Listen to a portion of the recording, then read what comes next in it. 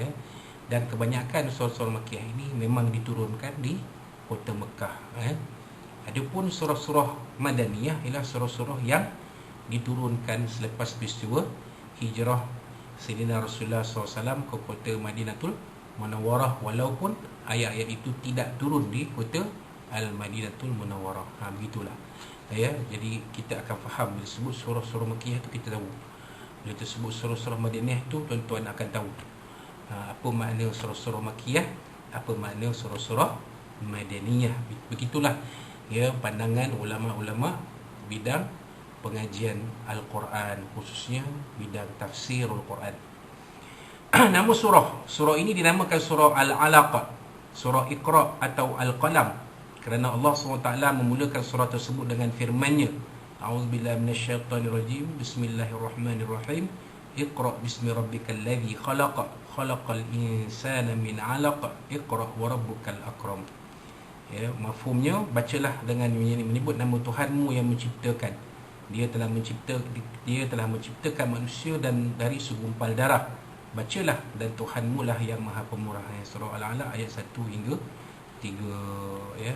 Tapi sebenarnya ada lagi 2 ayat yang berikutnya juga diturunkan pada malam 17 Ramadan tahun 40 Gajah, ketika Nabi SAW sedang beruzlah, ataupun disebut lagi satu istilahnya bertahanuf di Gua Hira.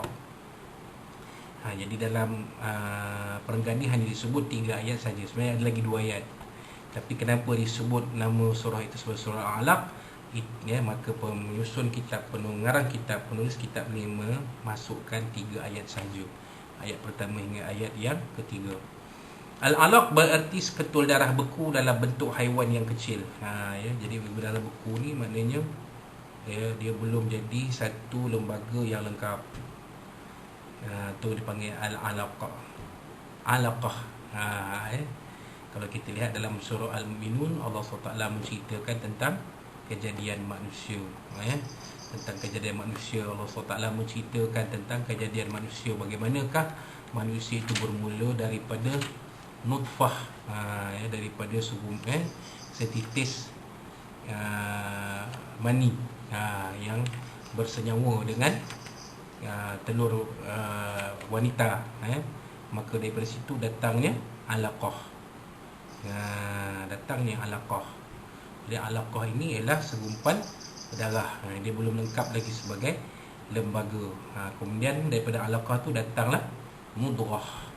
Mudghah tu dia dah jadi satu lembaga, namanya zigot, ataupun embrio.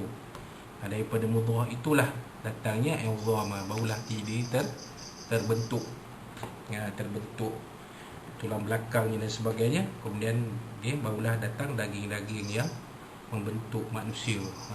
Wallahu alam. Baik, kaitan surah dengan surah sebelumnya, Allah SWT telah menjelaskan dalam surah At-Tin bahawa dia telah mencipta manusia dalam bentuk sebaik-baik kejadian. Ini merupakan keterangan tentang gambaran kejadian manusia.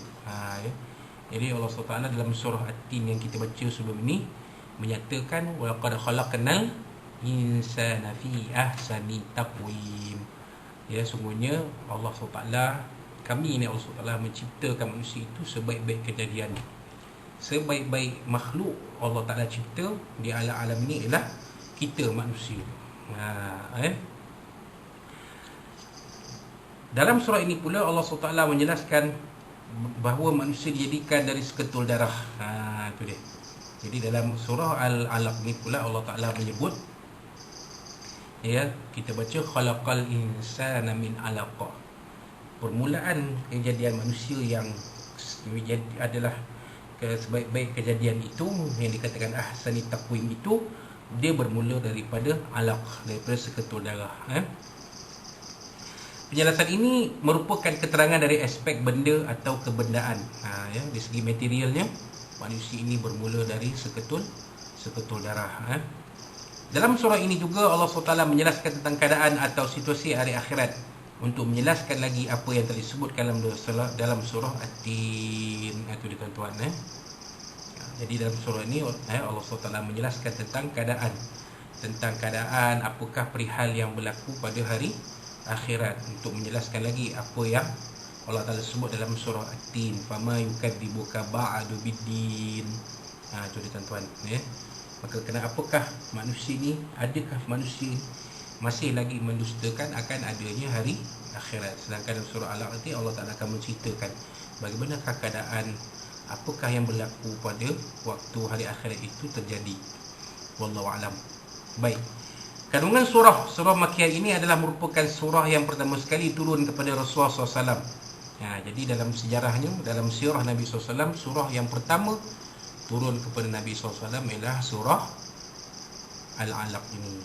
Walaupun ada dalam kitab Al-Itqan fi Ulumil Quran ada dinyatakan pandangan-pandangan ulama-ulama tafsir, ulama-ulama Al-Quran, bidang pengajian Al-Quran, Ulumul Quran yang lain, pandangan-pandangan yang lain. Dia menyatakan sebenarnya ayat pertama yang turun kepada Nabi SAW ialah Bismillahirrahmanirrahim. Tapi Nabi tak boleh baca. Ada yang mengatakan bukan Bismillah saja, tapi keseluruhan surah Al-Fatihah itu yang disuruh oleh malaikat Jibril untuk Nabi baca. Tapi Nabi tak boleh baca ma'ana biqari'in.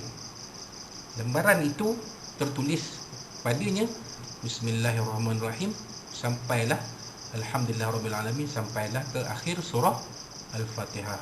Tetapi dalam kisahnya Nabi SAW diajar oleh Jibril membaca ayat 1 hingga 5 surah Al-Alaq. Dan ianya menjelaskan tentang 3 perkara penting. Pertama, menyatakan tentang hikmah kejadian manusia yang dijadikan oleh Allah Subhanahu Wa Taala bermula dari lemah sehingga menjadi kuat, dan menjelaskan juga tentang kepentingan membaca dan menulis demi untuk membezakan manusia dari makhluk-makhluk yang lain. Jadi Allah Ta'ala dalam ayat ini menyatakan isi yang pertama, perkara yang penting ialah hikmah kejadian manusia. Dan khalaqal insana min 'alaq, iqra wa rabbukal akram alladhi 'allama bil qalam. Jadi pertama sekali hikmah kejadian manusia itu dari sekutu darah disebut oleh Allah SWT. Dan yang keduanya ialah Allah Ta'ala menyatakan alladhi 'allama bil qalam, ya.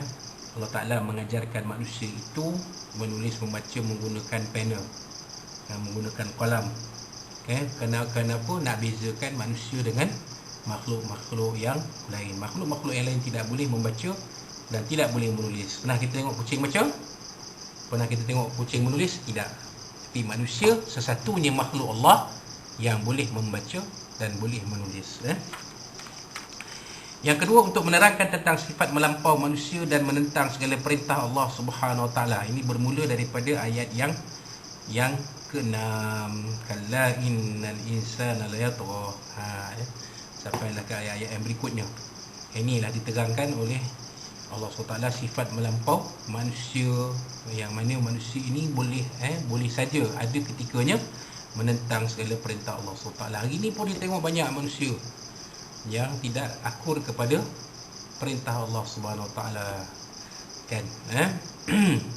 Manusia kerap bersifat angkuh terhadap nikmat Allah SWT, selalu lupa terhadap Allah SWT, sedangkan dihidup dalam nikmat harta, kekayaan dan sebagainya. Jadi begitulah ramai manusia yang memang angkuh terhadap nikmat Allah SWT, lupa dia tentang kekuasaan Allah SWT.